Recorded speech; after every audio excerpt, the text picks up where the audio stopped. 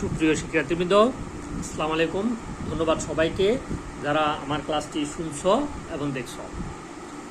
তোমরা ক্লাসটা নিয়মিত ফলো দিয়ে রাখবা। আর যদি তোমরা ক্লাসগুলো তোমাদের কাছে ভালো লাগে তাহলে তোমরা শেয়ার করবা, যাতে ক্লাসগুলো অন্যরাও পায়, কারণ তোমাদের কাছ থেকে যাতে অন্যরাও উপকৃত হতে পারে। আমরা আশা করব ক্লাসগুলো খুব সুন্দর, কম সময়ের ভিতরে অল্প সময়ে আমরা অনেক কিছু আলোচনা করার সুযোগ পাবো, যেগুলো তুমি বড় 1 ঘন্টার ক্লাসে যতটুকু আলোচনা পাইতে, এখানে আমরা 10 মিনিট, 15 মিনিট, 12 মিনিট সময়ের ভিতরে আমরা ততটুকু আলোচনা করার চেষ্টা করব। এবার আসো আমরা আমাদের আজকের আলোচনায় যাই। আজকের আলোচনা আমাদের একেবারে সম্পূর্ণ নতুন একটা টপিক্স। এই নতুন টপিক্স সম্পর্কে তোমাদের হয়তো পূর্বের কারো অভিজ্ঞতা নাই। আমরা যদি একটু চেষ্টা করি মনোযোগ সহকারে দেখে আমরা বুঝতে পারবো। যেমন আজকের টপিক্স আমরা সর্বপ্রথম আলোচনা করব গ্রেডিয়েন্ট নিয়ে। তো আমরা জানি গ্রেডিয়েন্ট কী জিনিস আমরা জানি না। আমরা যদি নাও জানি তাহলে আমরা অন্তত গ্রেডিয়েন্টের একটা সংজ্ঞা আগে আমরা শিখি। সংজ্ঞা হচ্ছে ফাই হচ্ছে তোমার একটা কি স্কেলার ক্ষেত্র। ফাই একটা স্কেলার ক্ষেত্র, স্কেলার ফাংশন। স্কেলার ফাংশনকে যদি আমরা ভেক্টর অপারেটর দ্বারা কি করি, গুণ করি।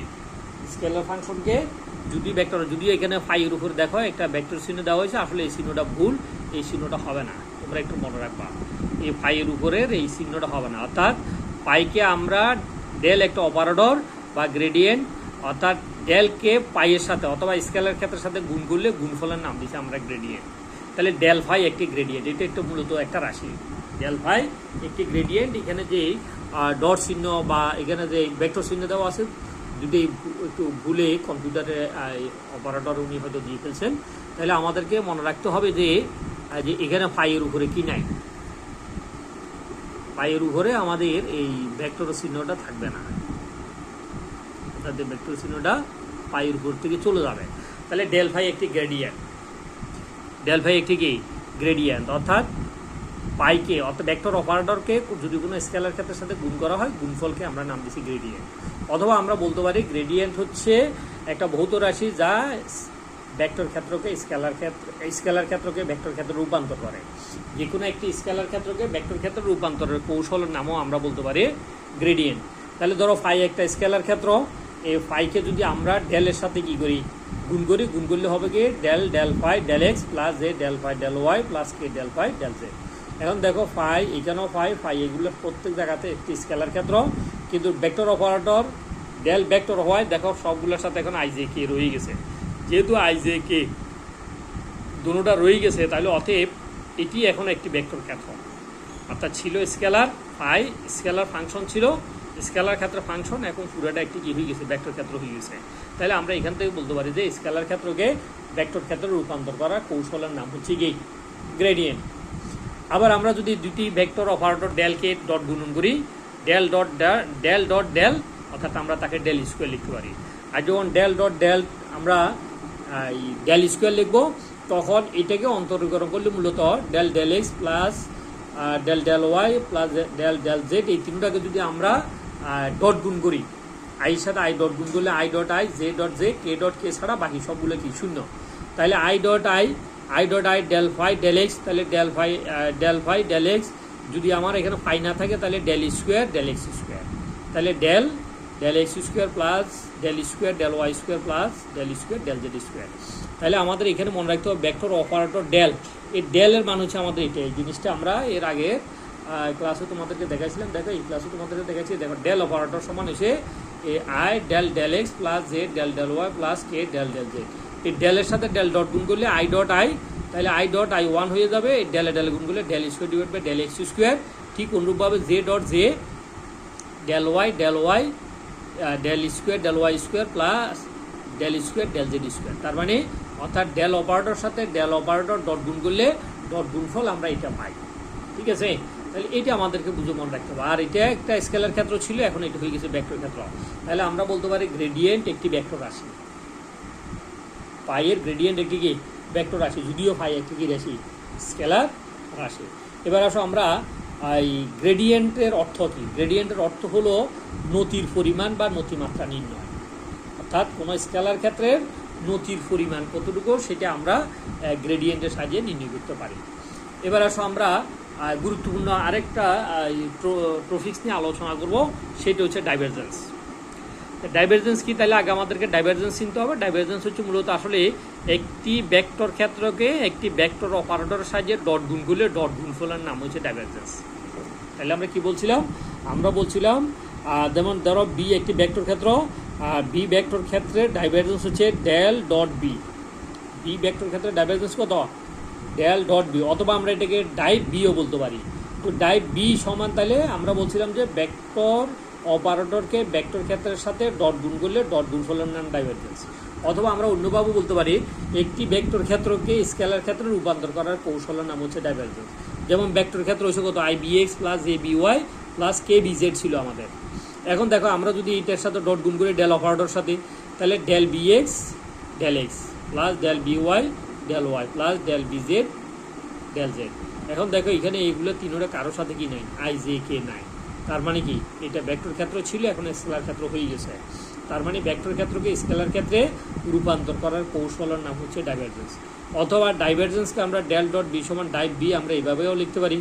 এখন এবার আসো এখান থেকে আমরা কিছু কৌশল বা কিছু তথ্য আমরা জানতে চাই। এবং কী কী কৌশল আমরা জানবো? যেমন দেখো এখানে দেখো এই ডেল ডট বি, একটু ভালো করে খেয়াল করলে দেখতে পাবা ডেল ডট বি। দেখো ডেল ডট বি সমান প্লাস, ডেল ডট বি সমান প্লাস হলে ওই ভেক্টর ক্ষেত্রটার আয়তন বৃদ্ধি পাবে, ঘনত্ব হ্রাস পাবে, ভেক্টর ক্ষেত্রটি পরস্পর থেকে দূরে সরে যাবে, ভেক্টর ক্ষেত্রটি অপসারী হবে। যেমন দেখো পাশে তার একটা ভেক্টর ক্ষেত্রে একটা চিহ্ন দেওয়া আছে। যদি আমাদের কোনো ভেক্টর ক্ষেত্রের ডাইভারজেন্স যদি ধনাত্মক হয়, প্লাস হয়, তাহলে আমরা দেখবো যে একটা বিন্দু, এই বিন্দু থেকে ভেক্টর ক্ষেত্রগুলো দেখো এই দূরের দিকে সরে যাচ্ছে। অর্থাৎ ভেক্টর ক্ষেত্রগুলো এইভাবে পরস্পর থেকে এইভাবে দূরের দিকে সরে যাচ্ছে। ভেক্টর ক্ষেত্রগুলো দূরের দিকে সরে গেলে তখন ভেক্টর ক্ষেত্রটার আয়তন বেড়ে যাবে, তার ঘনত্বটা কি কমে যাবে।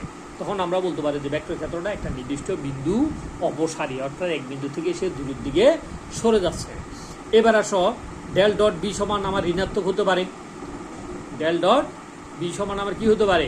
ঋণাত্মক হতে পারে। এদিকে দেখো এই ডেল ডট বি, এই ডেল ডট বি সমান যদি মাইনাস হয়, তাহলে আমরা বলতে পারবো তার আয়তন হ্রাস পাবে, ঘনত্ব বৃদ্ধি পাবে, অর্থাৎ ভেক্টর ক্ষেত্রটা একটা নির্দিষ্ট বিন্দু অভিমুখী হবে, অর্থাৎ ভেক্টর ক্ষেত্রটা অভিসারী হবে। এখন দেখো এখানে একটা মাত্র বিন্দু আছে, দেখো এটা একটা ভেক্টর ক্ষেত্র, এটা একটা ভেক্টর ক্ষেত্র, ভেক্টর ক্ষেত্রগুলো সবগুলো ওই বিন্দুর দিকে চলে আসতেছে। যেমন আমরা যদি বলি কোনো একটা বেলুন থেকে যদি আমরা বাতাস বের করে দিই, বেলুনটা আস্তে আস্তে সংকুচিত হয়ে কেন্দ্রের দিকে চলে আসে। আবার কোনো একটা বেলুনকে যদি আমরা বাতাস দিয়ে ফুলাই, তাহলে দেখা যাচ্ছে যে বেলুনের পৃষ্ঠটা বাইরের দিকে দূরের দিকে সরে যায়। ধরো দূরের দিকে সরে গেলে তখন ডাইভারজেন্স হচ্ছে এইটা, কাছে সরিয়ে আসলে ডাইভারজেন্স হচ্ছে এইটা। তাইলে আমরা এখান থেকে ডাইভারজেন্স প্লাস পাইলাম, ডাইভারজেন্স কি পাইলাম? মাইনাস পাইলাম।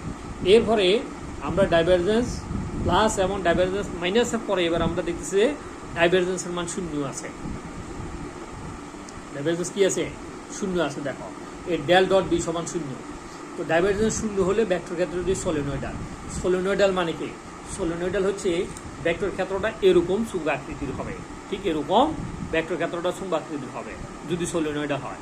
অর্থাৎ এই প্রান্ত দিয়ে যে পরিমাণে তোমার কি প্রবাহী প্রবেশ করবে, ঠিক এই প্রান্ত দিয়ে সেই পরিমাণে প্রবাহী তার ভিতর থেকে বের হয়ে যাবে। যদি ওর উভয়, তাহলে আমরা বলবো যে ভেক্টর ক্ষেত্রটা কি? সলিনয়েডাল। অর্থাৎ একক সময়ে যে পরিমাণে প্রবাহী প্রবেশ করবে অপর প্রান্ত দিয়ে, ঠিক সেই পরিমাণে প্রবাহী তার ভিতর থেকে বের হয়ে যাবে। অর্থাৎ তখন ভেক্টর ক্ষেত্রটি সলিনয়েডাল হবে, অর্থাৎ আগত নির্গত প্লাগের মান সমান হয়।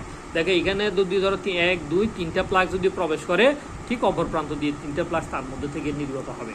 তাহলে আগত নির্গত প্লাগ সমান হলে তখন আমরা বলতে পারি যে তার ডাইভারজেন্স কি? তার ডাইভারজেন্স শূন্য। আগত নির্গত প্লাগ কি হবে? সমান হবে। এবার আমাদের আরও একটা টপিকস যেটাকে আমরা নাম দিয়েছিলাম কার্ল। এবার আসো কার্ল হচ্ছে মূলত একটি ভেক্টর ক্ষেত্রের সাথে একটি ভেক্টর অপারেটরের ক্রস গুণফল। তাহলে কার্ল কাকে বলে? একটি ভেক্টর ক্ষেত্রের সাথে একটি ভেক্টর ক্ষেত্রের ক্রস গুণফলকে আমরা নাম দিয়েছি কার্ল। তাহলে কার্ল একটি ভেক্টর, অর্থাৎ ক্রস গুণ করলে ক্রস গুণফল একটা ভেক্টর।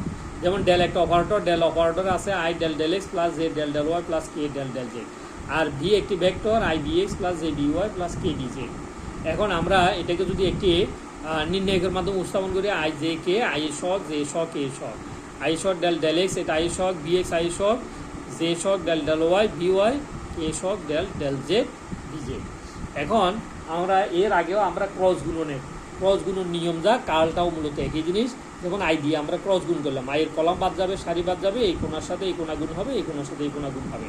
যেমন এটার সাথে যদি আমরা এটার সাথে এটা গুণ করলে del b z del y minus del b y del z. এরপর মাইনাস জে, আইয়ের ঘর হচ্ছে মাইনাস জে দিয়ে গুণন, জের কলাম বাদ সারি বাদ যাবে, কলাম সারি বাদ যাবে del x b z minus del z dx.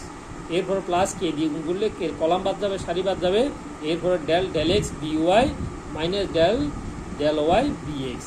তাহলে আমাদের এখান থেকে ক্রস গুণন শেষ। তাহলে এতটুকুতে আমরা ক্রস গুণন করছি। এখন যদি তোমাকে বলা হয় কার্লের মান নির্ণয় করো, তাহলে আই এর সহগের উপরে স্কোয়ার প্লাস জে এর সহগের উপরে স্কোয়ার প্লাস কে এর সহগের উপরে স্কোয়ার। তার মানে এরপর আমরা বলতে পারি ডেল ক্রস বি ক্রস গুণ করলে আমার ক্রস গুণফল শূন্য হতে পারে। যদি ক্রস গুণফল শূন্য হয় তাহলে আমরা বলবো ভেক্টর ক্ষেত্রটি অগুণনশীল কিন্তু সংরক্ষণশীল, অর্থাৎ সে অগুণনশীল মানে কি, সে ঘুরতেছে না। আবার del cross b is not zero, যদি এর মান শূন্য না হয়ে প্লাস মাইনাস যে কোনোটা হয় তাহলে ভেক্টর ক্ষেত্রটি কি ঘূর্ণনশীল কিন্তু শক্তি অসংরক্ষণশীল। আবার রৈখিক ব্যাগের সাথে যদি আমরা কার্ল করি, রৈখিক ব্যাগের কার্ল কৌণিক ব্যাগের দ্বিগুণের কি সমান। রৈখিক ব্যাগের কার্ল করলে এটি কৌণিক ব্যাগের কি দ্বিগুণের সমান। আবার যে কোনো কার্লের ডাইভারজেন্সের মান কি শূন্য। তাহলে আমরা মনে রাখবো এটাগুলো এমসিকিউতে আসে যে রৈখিক ব্যাগের কার্ল কত হবে, কৌণিক ব্যাগের দ্বিগুণ হবে। আবার কোনো ভেক্টর ক্ষেত্রে কার্লের ডাইভারজেন্স কি হবে, শূন্য হবে। ধন্যবাদ সবাইকে, খোদা হাফেজ। সবাই ভালো থাকবা, সুস্থ থাকবা।